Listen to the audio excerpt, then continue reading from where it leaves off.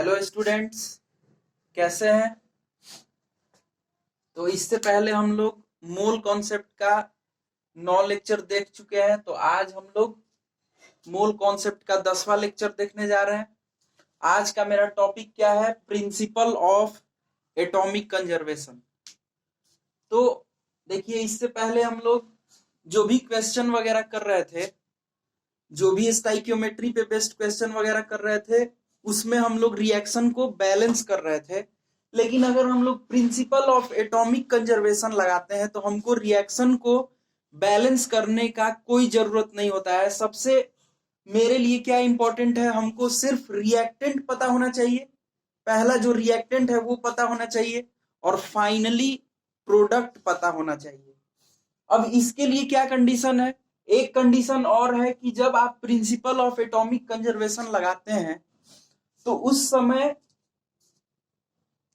समय क्या है, जो एटम पे आप लगाते हैं प्रिंसिपल ऑफ एटॉमिक कंजर्वेशन, वो एटम कंजर्व होना चाहिए। आइए इन सब चीजों का मतलब जरा यहां समझा जाए। POAC is conservation of atoms of reactant and product involve in a chemical reaction. किसी भी केमिकल रिएक्शन में जो एटम कंजर्व है रिएक्टेंट और प्रोडक्ट में, भाई रिएक्टेंट ही प्रोडक्ट में कन्वर्ट होता है। And if atoms are conserved, moles of atoms shall also be conserved. It is fruitful for those problems in which we do not have any idea of balancing. ये आप POAC उस तरीके के questions में लगा सकते हैं जिसमें बैलेंसिंग का कोई आइडिया अवेलेबल नहीं है, या फिर मान लीजिए कि 2 या 3 रिएक्शन है, उसमें सिर्फ आपको रिएक्टेंट और फाइनल प्रोडक्ट पता है। While applying POSC, we do not need to balance a reaction. We can even add 2 or more reaction. तो वही हम बोले, चाहे कितना भी रिएक्शन हो, सिर्फ आपको रिएक्टेंट और फाइनल प्रोडक्ट पता होना चाहिए पीओएसी लगाने के लिए। एक बात तो ये, और पीओएसी हम उसी एटम पे लगा सकते हैं जो हमको क्वेश्चन में दिया हुआ रहे कि भाई देखिए ये एटम जो है कंजर्व है। तो आइए इसको समझा जाए। जैसे देखिए, हम देखते हैं कि पीओएसी अप्लाई कैसे करते हैं। जैसे कोई भी एक जनरल सा रिएक्शन ले लेते हैं, लेट सपोज कि A2 plus B2 gives AB। अब इसमें मान लीजिए कि ये इंफॉर्मेशन दिया हुआ है कि A जो एटम है वो कंजर्व है। इसका मतलब ये तो सबसे पहले भाई रिएक्टेंट्स हो गया और ये आपका प्रोडक्ट हो गया। जब पीओएसी लगाएंगे तो बैलेंस करने का कोई जरूरत नहीं है, ये बैलेंस नहीं है फिर भी कोई बात नहीं। तो अगर हमको कहीं से मान लीजिए ये पता चल गया कि भाई ए का जो एटम है वो कंजर्व है, तो हम ये लिख सकते हैं atoms of A reactant side. अगर ए का एटम कंजर्व है तो यही होगा atoms of A reactant side, atoms of a product side. तो देखिए कैसे निकालेंगे, तो सबसे पहले लिखना पड़ेगा ए कहां पे है, तो यहां पे है। तो एटम्स तक कैसे पहुंचेंगे, तो सबसे पहले number of moles of A2 लिखना पड़ेगा।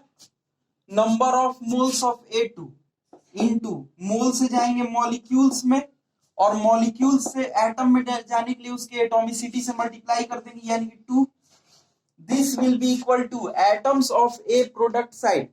तो सबसे पहले यही पे है, तो क्या लिखेंगे, number of moles of A B into N करेंगे तो नंबर ऑफ मॉलिक्यूल्स हो जाएगा, और एटम्स ऑफ ए, तो ए का एटॉमिसिटी यहाँ पे कितना है, तो 1 है। तो देखिए हर एक बार एन से एन तो कैंसिल आउट हो जाएगा। अब यहाँ पे क्या बचा, number of moles of A2 into 2 is equal to number of moles of AB into 1। इसका मतलब number of moles of A2 into atomicity of A is equal to number of moles of AB into atomicity of A। तो ये हम POAC यहां पे लगा दिए, किस पे? अप्लाइंग POAC ऑन, किस पे लगाए हैं? A पे लगाए हैं।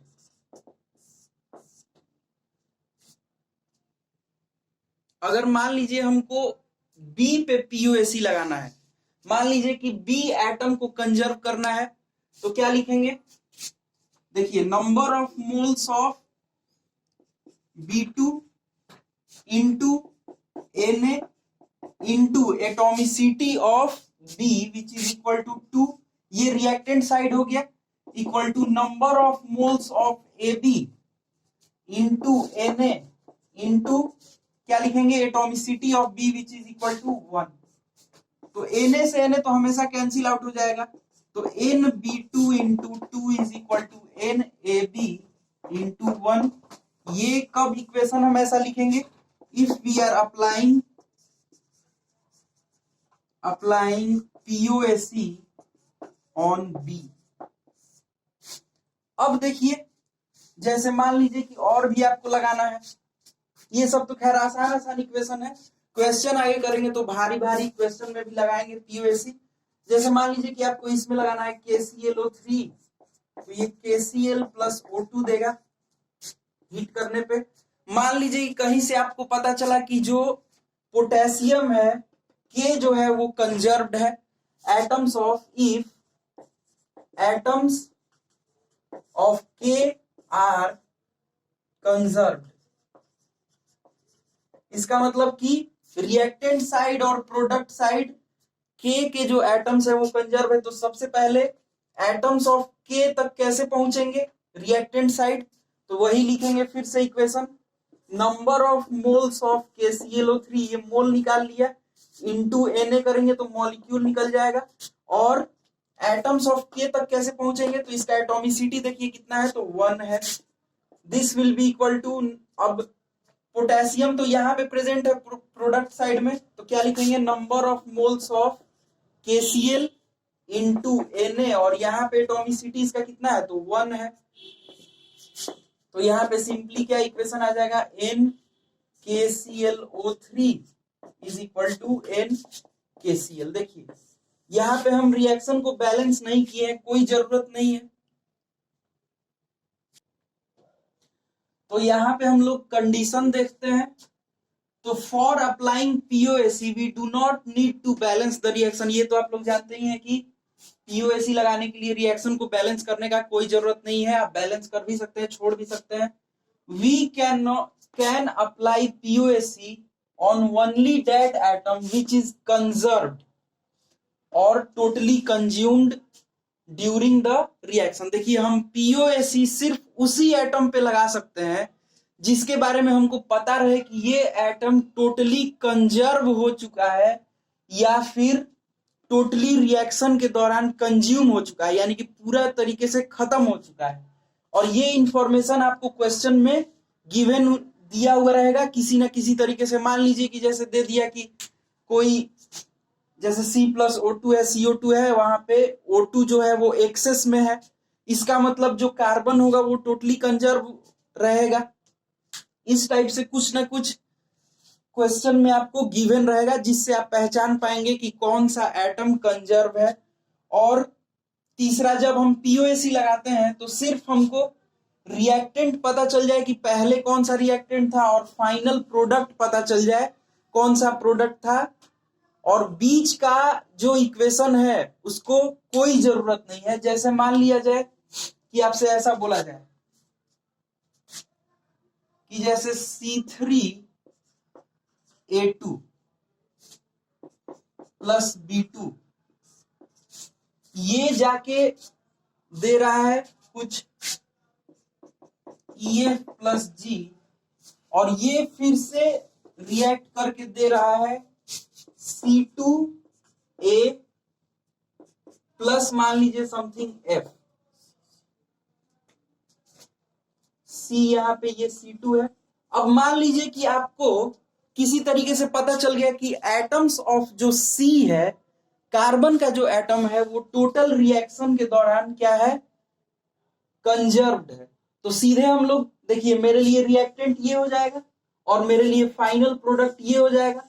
अगर मान लीजिए कि हमको कार्बन एटम पे पीयूएसी लगाना है, जैसे हमको पता चल गया कि भाई कार्बन एटम जो है वो ओवरऑल रिएक्शन के दौरान क्या है, कंजर्व्ड है, तो हम सीधे लिखेंगे कि number of moles of C3H2 into Na into क्या लिखेंगे, atomicity which is equal to 3, this will be equal to what, number of moles of C2A into Na into क्या लिखेंगे 2, इसका एटोमिसिटी देखिए 2 है, तो Na से Na तो कैंसिल आउट हो जाएगा, तो क्या इक्वेशन मेरा आएगा, number of moles of C3A2 into 3 is equal to number of moles of C2A into 2, यानी कि number of moles into atomicity of that atom. यहां भी देखिए number of moles of C2A into atomicity. तो यहां देखिए एक क्वेश्चन हम लोग देखते हैं, 27.6 gram K2CO3 was treated by a series of reagents so as to convert all of its carbon to K2ZN3Fe, ये जो बड़ा वाला कंपाउंड है। देखिए आपको यहाँ पे सिर्फ क्या पता है कि इनिशियल जो रिएक्टेंट है वो K2CO3 है, इसके बाद बहुत सारा सीरीज ऑफ रिएजेंट से इसको पार कराया जा रहा है और फाइनली जो प्रोडक्ट बन रहा है ये वाला प्रोडक्ट बन रहा है। अब इसमें एक और इंफॉर्मेशन देखिए क्या दिया हुआ है, इतना gram of K2CO3 was treated by a series of reagents so as to convert all of its carbon। इस स्टेटमेंट का मतलब क्या है, to convert all of its carbon, यानी कि atoms of carbon are conserved. तो बस इसका मतलब क्या है कि हमको कार्बन एटम पे पीओएसी लगाना है, तो लगा देते हैं। तो देखिए सबसे पहले तो हम इनिशियल रिएक्टेंट लिखेंगे, K2CO3 था, हमको बीच में कुछ नहीं पता कि क्या क्या रिएक्शन हुआ है, बस हमको ये पता है कि फाइनली जो प्रोडक्ट बना है वो K2ZN3FeCN6 होल ट्वाइस है। अब हमको कार्बन एटम पे पीओएसी लगाना है, तो लगा देते हैं। तो देखिए क्या लिखेंगे, number of moles of K2CO3 into carbon का एटोमिसिटी कितना है, तो 1 है, this will be equal to क्या लिखेंगे, number of moles of K2ZN3FeCN6 whole twice into atomicity of carbon. Carbon का एटोमिसिटी देखिए यहाँ पे कितना है, 12 है, क्या यहाँ 6 है और इंटू 2 तो 12 हो गया। तो यहां से मेरा क्या एक्सप्रेशन आएगा, अब ये देखिए क्या बोल रहा है, calculate the weight of the product, इस प्रोडक्ट का वेट कितना होगा वही निकालना है। लेट वेट भी W ग्राम, मान लिया जाए कि ये W ग्राम होगा। तो number of moles of K2CO3 कैसे निकालेंगे, देखिए इसका मास गिवन है और इसका मॉलिक्यूलर मास भी आपको दिया हुआ है 138, this into 1 will be equal to, इसका नंबर ऑफ मोल्स लिखिए, तो यही हम मास इसका कितना मान लिए हैं, W मान लिए हैं, तो W डिवाइडेड बाई, यहाँ पे ग्राम है और ये भी ग्राम है तो कैंसिल आउट हो ही जाएगा, W बाई इसका मॉलिक्यूलर वेट भी देखिए आपको गिवन है 698, तो 698 इंटू 12 हो जाएगा, यहाँ भी ग्राम, ग्राम से ये कैंसिल आउट। इसका मतलब यहां से हमको W का वैल्यू निकालना है, तो W का वैल्यू निकालेंगे तो क्या हो जाएगा, 27.6 इंटू 698 डिवाइडेड बाई 138 इंटू 12, इसको इधर भेजेंगे, इसको 12 को नीचे भेजेंगे, this will be equal to W। अगर ये आप कैलकुलेट करते हैं तो ये आता है 11.6 ग्राम। तो आई होप कि आपको समझ में आ गया होगा कि पीओएसी इसमें कैसे अप्लाई किया।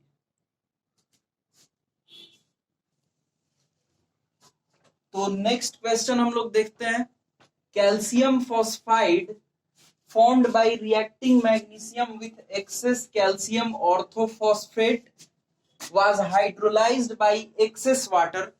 The evolved phosphine was burned in air to yield phosphorus pentoxide. How many gram of magnesium metaphosphate would be obtained if 192 gram magnesium were used? देखिए सबसे पहले, और ये सब रिएक्शन दिया हुआ है, सबसे पहले आप इस प्रॉब्लम को अटेम्प्ट करेंगे, उसके बाद ही सॉल्यूशन देखेंगे। तो हम इसको सॉल्व करने जा रहे हैं। देखिए सबसे पहले क्या है, calcium phosphide formed by reacting magnesium with access of calcium orthophosphate, यानी कि ये दोनों रिएक्ट किया तो Ca3P2 बना। ठीक है, अब इसके बाद बोल रहा है कि इसको हाइड्रोलाइज किया गया, एक्सेस ऑफ वाटर से हाइड्रोलाइज किया गया, तो फिर फॉस्फीन बन रहा है। The evolved phosphine was burned in air to yield phosphorus pentaoxide. Air के साथ, एक्सेस एयर के साथ बर्न किया गया तो फॉस्फोरस पेंटाऑक्साइड मिल रहा है। अब पूछ रहा है how many gram of magnesium metaphosphate, इसका mass, how many gram of magnesium metaphosphate would be obtained if 192 gram of magnesium were used। यहां आप ध्यान से अगर क्वेश्चन को पढ़ेंगे तो पहला वाला फिर से पढ़िए, calcium phosphide was formed by reacting magnesium with access calcium orthophosphate, यानी कि ये जो है ये एक्सेस में है। इसका मतलब क्या है कि मैग्नीशियम लिमिटिंग रिएजेंट होगा। इसका मतलब ये है कि यहां पे ये पूरी तरीके से कंज्यूम हो गया होगा, यानी कि ये पूरी तरीके से खत्म हो गया होगा, पूरी तरीके से प्रोडक्ट में कन्वर्ट हो गया होगा। यानी कि देखिए यहां पे ये प्रोडक्ट में कन्वर्ट हुआ। अब फिर देखिए ये मैग्नीशियम ऑक्साइड, यहां पे ये मैग्नीशियम ऑक्साइड हमको यहां पे मिला, और तो कहीं पे मैग्नीशियम का प्रोडक्ट नहीं है, तो मैग्नीशियम ऑक्साइड ये यहां पे। अब यहां पे पढ़िए, the evolved how many, the evolved phosphine was burned in air to yield phosphorus pentaoxide. How many gram of magnesium metaphosphate would be formed if इतना ग्राम were used? इसका मतलब यहां फिर तो ये देखिए लिमिटिंग रिएजेंट था, यानी कि ये पूरा खत्म हो गया होगा, एमजीओ में कन्वर्ट हो गया होगा, और ये एमजीओ जो है यहां से इसका जो पूरा मैग्नीशियम होगा वो यहां पे कन्वर्ट हो गया होगा इसमें, क्योंकि यहां पे ये लिमिटिंग रिएजेंट था, तो यहां का मैग्नीशियम टोटल यहां कन्वर्ट हुआ और यहां वाला टोटल यहां पे कन्वर्ट हो गया। इसका मतलब हमको ये समझ में आ गया कि मैग्नीशियम पर ही पीओएसी लगाना है, तो लगा दीजिए। देखिए एक यहां पे है और एक यहां पे है, तो कुल मिला के मेरे लिए ये हो गया कि Mg से कहा जा रहा है, MgPO3 होल ट्वाइस। तो हम लोग क्या लिखेंगे, number of moles of magnesium पे पीओसी लगाना है, तो number of moles of magnesium into इसका एटॉमिसिटी तो 1 है, इज इक्वल टू यहां क्या लिखेंगे, number of moles of MgPO3 twice into atomicity which is equal to 1। तो यहां देखिए इसका मास दिया हुआ है 192 बाई इसका मॉलिक्यूलर वेट कितना होता है 24, दिस इज इक्वल टू, इसका मास ही निकालना है आपको, how many gram of magnesium metaphosphate, यानी कि इसका मास निकालना है, तो वो हम W मान लेते हैं, और इसका मॉलिक्यूलर वेट कितना हो जाएगा तो निकाल लेते हैं। तो मैग्नीशियम हो गया 24, फॉस्फोरस हो गया 31, और ऑक्सीजन हो गया यहाँ पे कितना 48।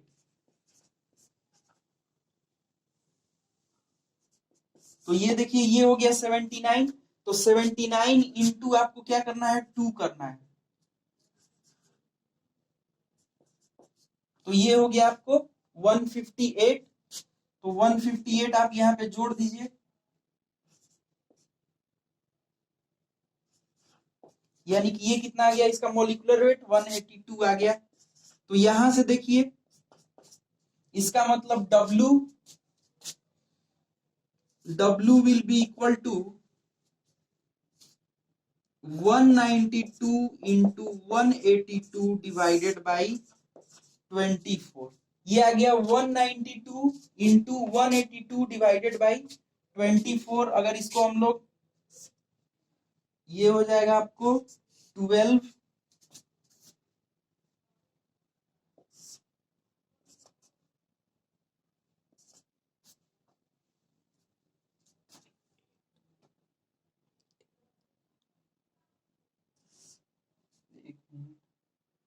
6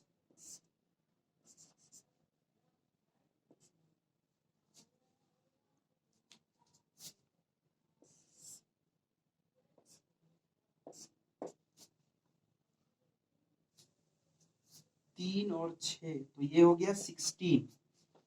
तो ये 16 इंटू 91 करेंगे तो कितना आ जाएगा 91 और 16, तो ये हो गया 6 1 और ये हो गया 9, तो ये हो गया 6 5 1456। इसका मतलब कि यहाँ पे कितना आ जाएगा 1456 ग्राम। तो यहाँ ये आंसर हो गया। तो नेक्स्ट क्वेश्चन हम लोग देखते हैं क्या है। 1.84 gram of mixture of CaCO3 and MgCO3 was heated to a constant weight. The constant weight of residue was found to be 0.96 gram. Calculate the percentage composition of the mixture. सबसे पहले आप attempt कीजिएगा तभी solution देखिएगा। तो देखिए हम इसको सॉल्व करने जा रहे हैं। सबसे पहले इन दोनों का मिक्सचर बनाया हुआ है और वो कितना है 1.84 ग्राम दिया हुआ है, ठीक है।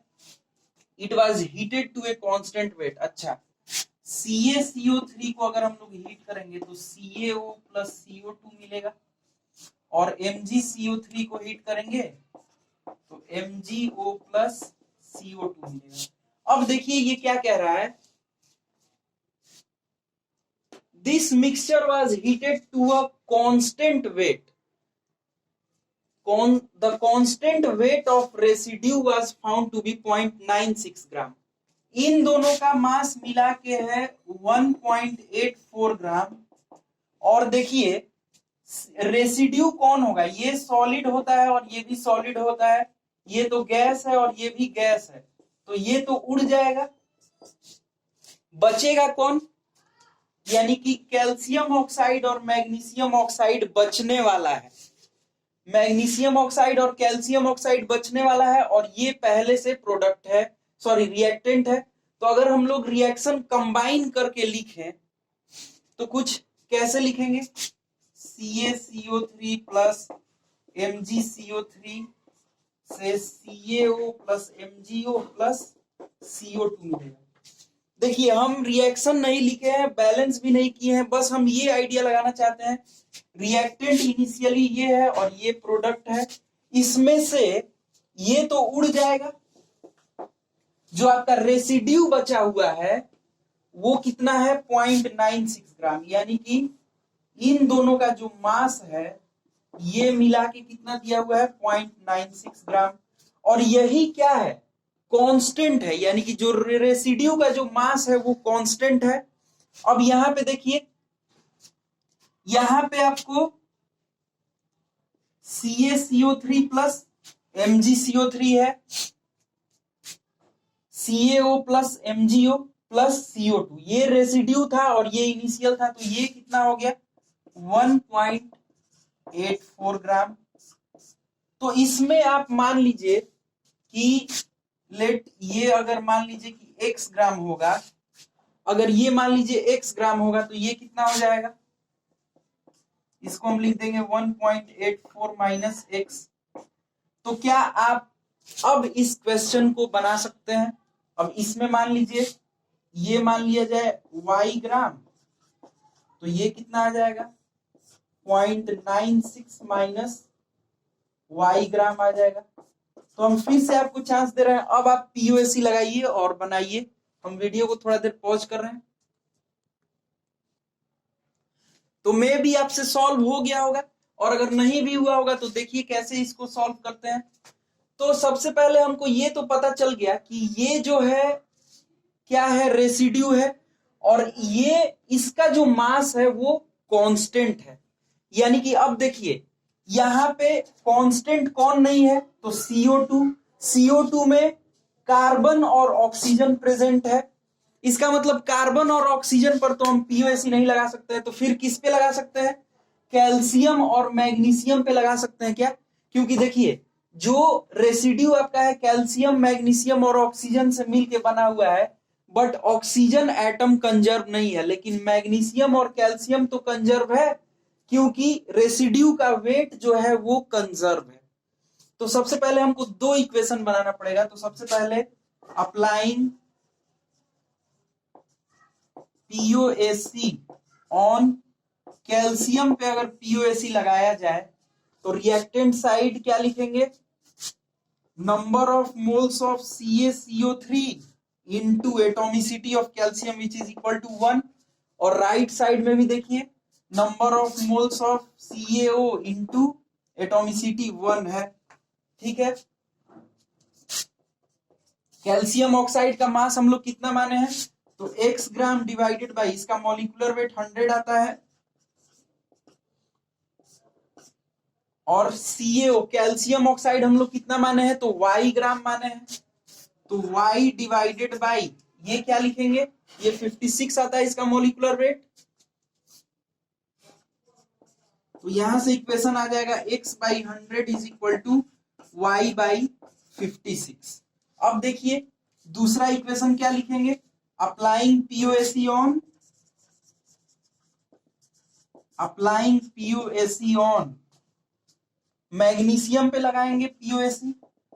तो मैग्नीशियम पे अगर पीओएसी लगाएंगे तो क्या लिखेंगे, इसका number of moles of MgCO3 into 1, क्योंकि मैग्नीशियम का एटॉमिसिटी 1 है, और राइट साइड में number of moles of MgO into इसका एटॉमिसिटी कितना है, 1 है। तो आइए इसका ये लिख दिया जाए, number of moles of MgCO3 तो 1.84 minus x divided by MgCO3 का मॉलिक्यूलर वेट कितना होता है, 84 आएगा। This will be equal to क्या लिखेंगे, number of moles of MgO। तो number of moles of MgO कितना हो जाएगा, 0.96 minus y divided by magnesium oxide, तो ये हो गया 24 और ये हो गया 16, तो कितना आ जाएगा, 40 आ जाएगा। तो यहां से देखिए ये दो इक्वेशन 1 एंड इक्वेशन 2, तो दो इक्वेशन दो अननोन, यहां से अगर आप x और y का वैल्यू निकालेंगे तो x इज इक्वल टू 1 ग्राम आएगा और y इज इक्वल टू आ जाएगा 0.84 ग्राम। अगर आप कैलकुलेट करेंगे तो x और y इतना आएगा, यहाँ पे जगह नहीं तो हम कैलकुलेट करके दिखा देते। तो इसका मतलब क्या हो गया, x 1 आ गया, यानी कि ये जो CaCO3 था वो कितना था, 1 ग्राम था, और Mg देखिए इसका मतलब क्या हो गया कि CaCO3 1 ग्राम आ गया और MgCO3 जो था वो कितना आ गया, 0.84 ग्राम आ गया। ठीक है, तो क्या पूछ रहा है, calculate the percentage composition of the mixture. तो परसेंटेज ऑफ CaCO3 कितना आ जाएगा, 1 डिवाइडेड बाई टोटल कितना था, तो 1.84 इंटू 100 करेंगे, और परसेंटेज ऑफ MgCO3 निकालेंगे तो ये कितना आ जाएगा, 0.84 डिवाइडेड बाई 1.84 इंटू 100। तो यहां से आप यहां से कैलकुलेट कर सकते हैं। तो यहां पे हम लोग आराम से निकाल सकते हैं कि ये कितना परसेंट आया और ये कितना परसेंट आया। तो ये परसेंटेज कंपोजिशन का भी